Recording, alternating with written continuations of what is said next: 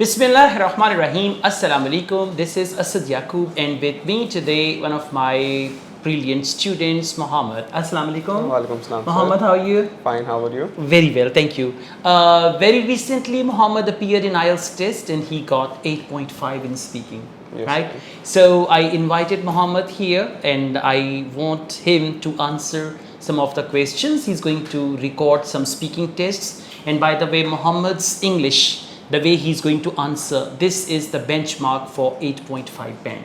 So Muhammad, I expect you to answer the questions as you did when you went for your real speaking test, okay? Yes, sure. All right, so let's start. What's your good name, please? Well, my name is Muhammad Ashraf. Okay, so Muhammad, do you work or study?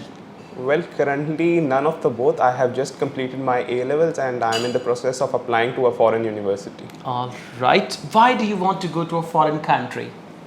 Well, there are quite few reasons. Firstly, the education here in Pakistan is a bit lacking and I really want to do engineering, and therefore foreign universities do offer quite a good course and the life over there is pretty good as well. Therefore, I would definitely apply to a foreign university. All right, Muhammad, now we start your IELTS speaking test. I'm going to ask you some more questions. What did you study in history lessons when you were at school? Well, back in my school life, I would divide that into two chunks. The first part was that up till grade 7, I had been studying in a private school in UAE.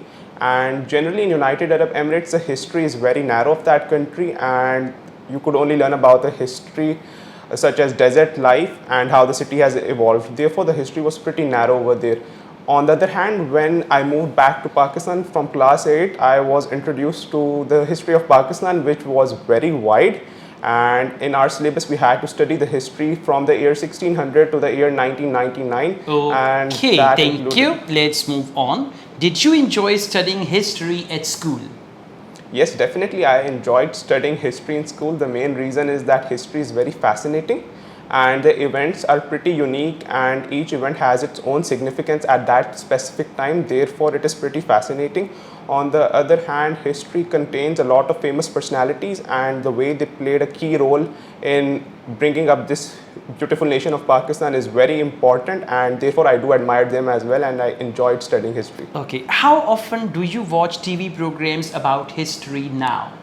Well, nowadays I rarely watch TV programs about history, and in my opinion, I don't think so TV programs can justify the history because a bunch of new characters or new actors can't justify the old nature of history as well. Therefore, I don't like watching history programs. Okay, what period in history would you like to learn more about?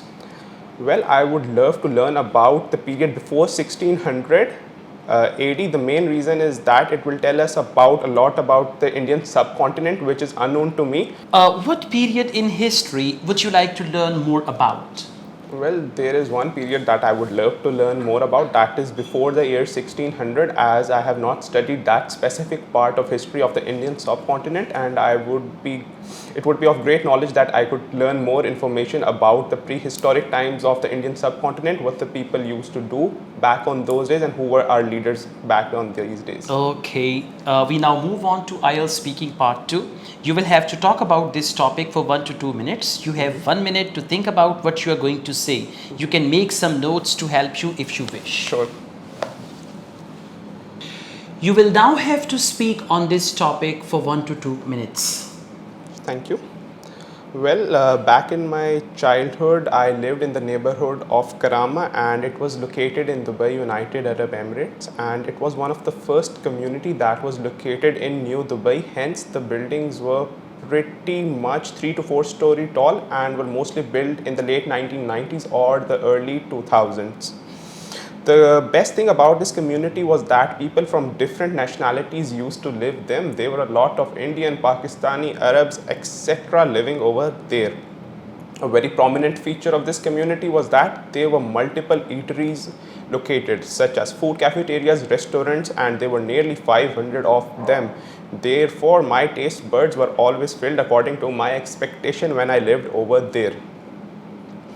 And another good thing about this community was that there was a sense of brotherhood and all people were very relaxing with each other, and they usually used to live as if they were brothers and sisters, no matter from which religious sentiment they do belong to and from which country they do come from.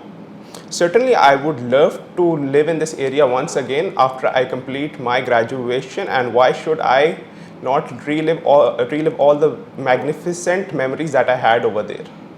All right, thank you very much. We now move on to IELTS speaking part 3. What sort of things can neighbors do to help each other? Well, in my opinion, neighbors could do quite a few things to help each other. They could be small or big. Firstly, neighbors should make sure that the society is kept clean. What I mean by that they should clean the litter in front of their house and do not dispose it off at others' door or something like that, which people usually do, and this is pretty saddening as well.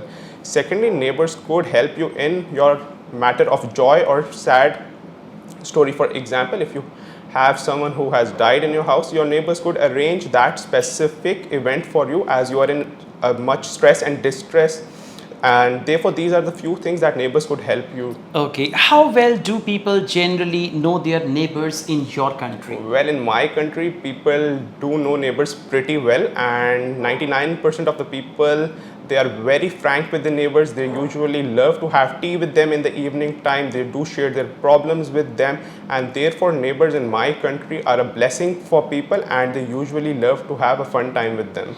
How important do you think it is to have good neighbors?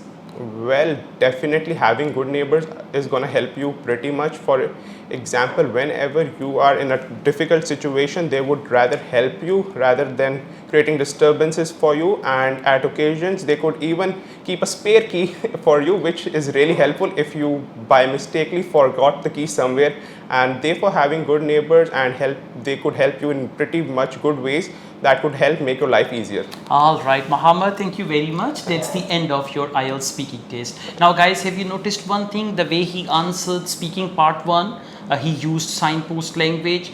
His answers were relevant, to the point, according to the questions. In part 2 also, he spoke for 1 minute 25 seconds, which is pretty good. And in part 3, he answered the questions well. And throughout his speaking test, he maintained, a good level of fluency, and he showed interest in all the questions. These things are pretty important. Thank you very much, Muhammad. Would you like to say anything about IELTS speaking? So you can just say that. Well, IELTS speaking is the most easiest part if you practice it enough, and therefore be confident on that day, and best of luck. All right, thank you very much. I also teach IELTS online all over the world and on campus here in Lahore. If you want to be the part of my online or on campus IELTS classes, you can contact me for that. Asad Yaqub with Muhammad. We both wish you best of luck. Take care. Allah Hafiz.